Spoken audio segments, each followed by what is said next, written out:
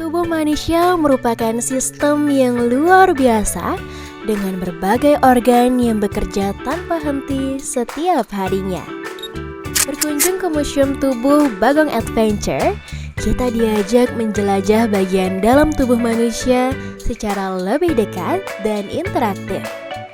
Mulai dari mulut, otak, jantung, paru-paru, hingga sistem pencernaan, semuanya dikemas dengan cara yang menarik dan mudah dipahami. Tidak hanya menambah pengetahuan, Museum Tubuh juga mengajarkan pentingnya menjaga kesehatan dalam kehidupan sehari-hari. Inilah family trip kami, merangkai cerita, memperluas pengalaman.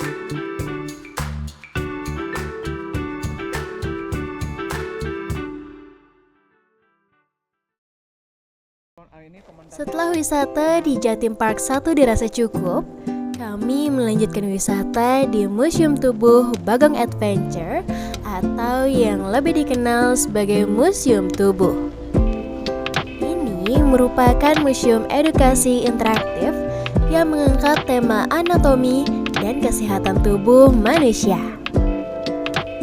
Museum ini dirancang menyerupai tubuh manusia, sehingga pengunjung seolah-olah masuk ke dalam tubuh untuk mempelajari cara kerja organ-organ manusia secara langsung dan menyenangkan. Di dalam museum, pengunjung dapat menjelajahi berbagai zona organ tubuh. Setiap zona dilengkapi dengan media interaktif, animasi, alat peraga, dan penjelasan ilmiah yang dibuat lebih mudah dipahami oleh semua usia, mulai dari anak-anak hingga orang dewasa. Mas, ini contoh bagian penampang gigi. Ini contoh gigi pada orang dewasa dengan jumlah 32. Sedangkan kalau yang di bawah sini contoh bagian lidah yang berwarna putih bulat kecil, namanya adalah papila. Ini fungsinya adalah indera pengecap rasa kita. Jadi kalau kita suka makan pedas, itu bukan termasuk indera pengecap rasa sih sebenarnya. Dia adalah sensasi lidah yang terasa terbakar ataupun melukai pada area lidah. Ini contoh ufula. Ufula ini adalah anak lidah. Jadi kalau amandel bukan di bagian tengah ufulanya sini, tapi di tepi kanan kiri rongga mulutnya. Jadi kalau kita terasa nyeri telan, itu karena adanya infeksi ataupun peradangan pada amandelnya. Bisa dipengaruhi karena sistem imun tubuh yang sedang turun ataupun karena dari pola makannya. Kita suka makan ciki-cikian, gorengan, makanan yang terlalu dingin seperti es, itu juga bisa memicunya sih sebenarnya kayak gitu. Dan sedikit tips saja di sini untuk menjaga kesehatan rongga mulut biar tidak terjadinya plak ataupun karang gigi, contohnya berwarna kuning di sana. Itu saat kita setelah makan harus berkumur ataupun minum air putihnya kayak gitu. Karena plak dan karang gigi ini bukan dipicu karena dari situ saja. Itu juga dipicu karena kalau gigi kuningnya bisa karena kalau kita suka minum kopi, kita perokok, itu juga bisa sih kayak gitu. Harus kita bersihkan biar tidak terjadinya karies karena gigi berlubangnya bukan dipengaruhi karena kalau kita jarang menggosok gigi ataupun makanan manisnya. Kalau kita menggosok gigi area lidah, ini harus kita bersihkan dengan punggung sikat gigi ataupun pakai spatula lidah biar tidak terjadinya bau mulut ataupun timbulnya sariawan. Iya, sariawan itu bisa dipicu karena kalau kita makan terlalu tergigit, lalu menggosok gigi terlalu kencang sampai berdarah, itu juga bisa memicu terjadinya sariawan. Kotoran telinga itu berada di dalam area lubang telinganya sini.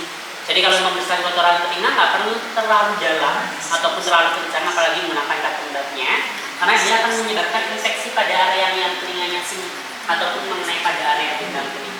Karena kotoran telinga ini sebenarnya bisa keluar sendiri karena adanya pergerakan rahangnya. Jadi membersihkannya itu di area tepi lubang telinga luarnya. Kan biasanya telinga luar kita kayak terasa gatal, itu karena adanya kotoran yang ingin keluar. Iya, dia sebenarnya akan keluar karena kan itu adalah kotoran yang setengah basah yang membuat rasa gatalnya. Dan kan kotoran juga ada yang kering kan, yang kering nanti akan keluar seperti batu. Tapi kalau dia terlalu keras, harus dibantu dengan menggunakan obat tetes telinga untuk penghancurannya. Jadi kalau orang terjadinya vertigo, itu yang bermasalah di bagian 3 tulang setengah lingkarannya sini juga bisa, ataupun bisa dipengaruhi karena adanya ketidakseimbangan pada otak tersebut. Tapi yang sering terjadi pada di bagian sini bisa dipengaruhi karena infeksi ataupun karena cairan yang tidak sehat. Karena sinus juga bisa kan? Sinus juga bisa mempengaruhi. Karena kan di sini kan ada rongga sinus, dia kan berhubungan dengan area sarafnya juga. Jadi itu juga bisa.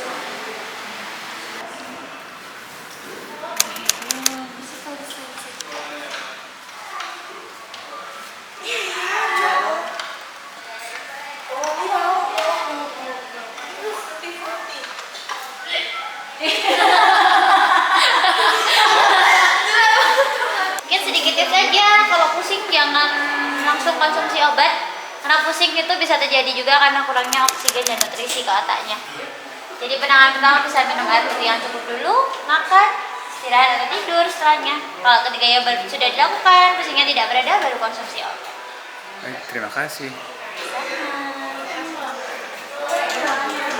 Ini berarti Otaknya akan menggerakkan bagian tubuhnya ya?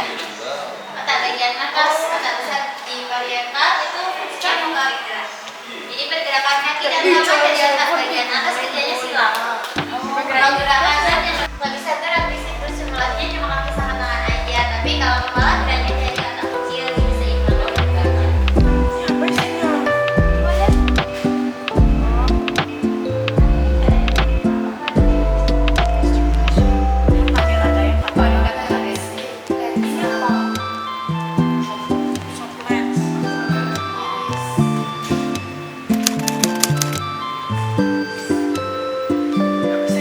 Cara kerjanya ya. Mata menangkap cahaya dan diteruskan ke otak. Berarti kalau itu kan minus. Kalau pakai ini lebih jelas, tapi minus. Caranya kayak mau diganti.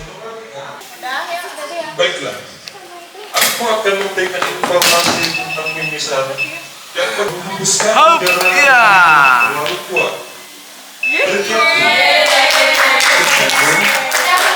Berarti bisa diulang-ulang. Dan jika memang susah bisa diulang-ulang.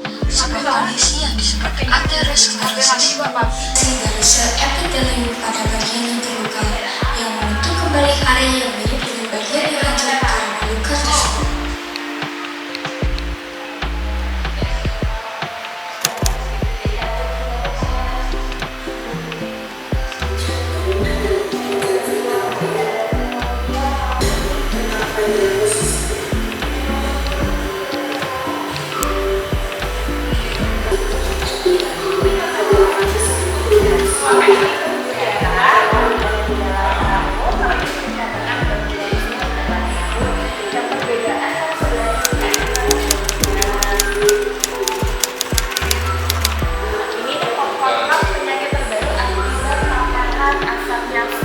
Jadi rokok elektrik. Popcorn. Taparnya menjadi baru warnanya jadi kayak hitaman, nanti di kakinya yang menyebabkan badannya seperti ini pada malamnya. Tapi kalau yang vape ada jaringan namanya bronchus, jadi yang seperti akar ini, mohon maaf bronchioles yang seperti akar.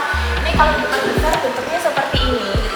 Normalnya pada paparan asap vape dia akan muncul sel-sel abnormal seperti ini. Pada akhirnya pun akan menurunkan fungsi parunya juga. Jadi susah bernafas, nafasnya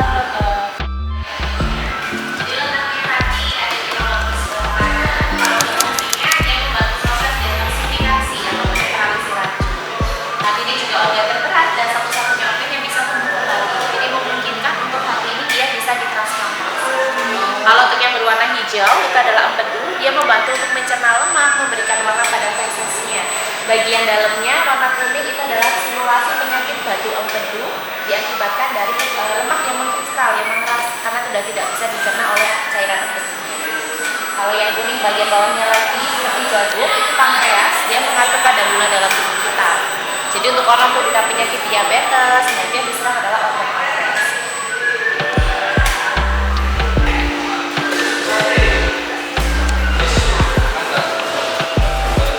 Yang pertama, agar mie campur nasi, sausnya peres, tutup mulut sampai topi. Sama rata. Yang dapat makannya tanpa dapat nutrisi.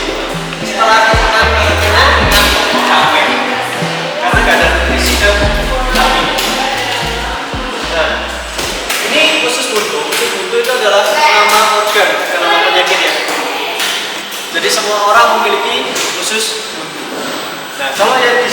appendicitis atau usus peradan jadinya gini, merah kekuningan. Jadi bagian usus buntunya mengalami peradangan. Nah, nama lainnya adalah appendix.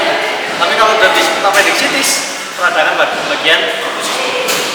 Yang atas ini pernah dengar hernia. Nah, ini kerusakan pada omentumnya. Makanan yang sudah terserap oleh usus halus, ada makanan yang bisa dicerna dan ada yang tidak. Makanan instan terutama juga dari tangan. Setelah kita melihat bagaimana setiap organ dalam tubuh bekerja tanpa henti, mulai dari otak yang mengatur seluruh aktivitas, jantung yang memompa darah, paru-paru yang membantu kita bernafas, hingga ginjal dan sistem pencernaan yang menjaga keseimbangan tubuh, kita bisa memahami bahwa tubuh manusia adalah sebuah sistem yang saling terhubung dan saling bergantung. Ketika satu organ mengalami gangguan, organ lainnya juga dapat ikut terdampak. Karena itu, menjaga kesehatan tubuh bukan hanya tentang menghindari penyakit, tapi juga bentuk rasa syukur dan tanggung jawab terhadap diri sendiri. Pola makan sehat, istirahat cukup, olahraga teratur, menjaga kebersihan, serta menghindari kebiasaan buruk adalah langkah sederhana yang sangat berarti bagi kesehatan organ-organ kita di masa depan. Semoga setelah berkunjung ke Museum Tubuh, kita tidak hanya mendapatkan pengetahuan baru, tetapi juga semakin sadar bahwa tubuh kita adalah mesin kehidupan yang luar biasa dan layak dijaga sebaik mungkin.